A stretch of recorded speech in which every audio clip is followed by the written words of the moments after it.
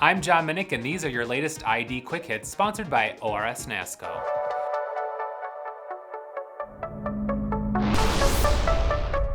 In September, the U.S. Cutting Tool Institute and the Association for Manufacturing Technology released a report revealing that U.S. cutting tool consumption for July totaled $200.97 million.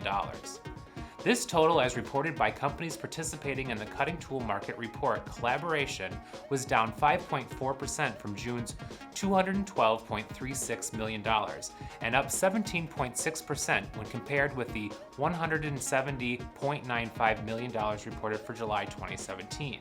With a year-to-date total of $1.413 billion, 2018 is up 11.7% when compared with 2017.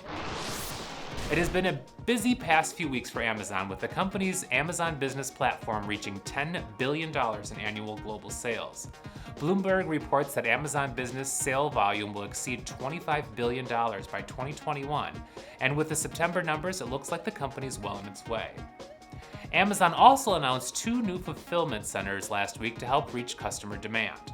The 1 million square foot fulfillment center in Stockton, California is expected to create more than 1,000 full-time jobs. The second center announced by Amazon will be on Tawasin First National lands in British Columbia. The 450,000 square foot fulfillment center is expected to bring in more than 700 full-time jobs. Deerfield, Illinois-based workplace essentials distributor Essendant has deemed a proposal by Staples to acquire the company as the superior proposal.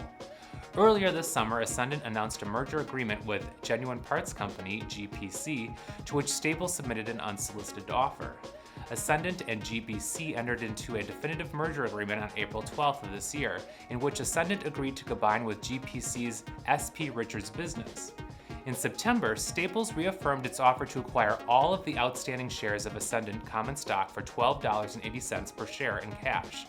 After consulting with Essendant's legal and financial advisors, the board of directors determined Staples' proposal was superior. Those are all your latest ID Quick Hits, sponsored by ORS NASCO. Keep up with all the latest industrial distribution news at indist.com.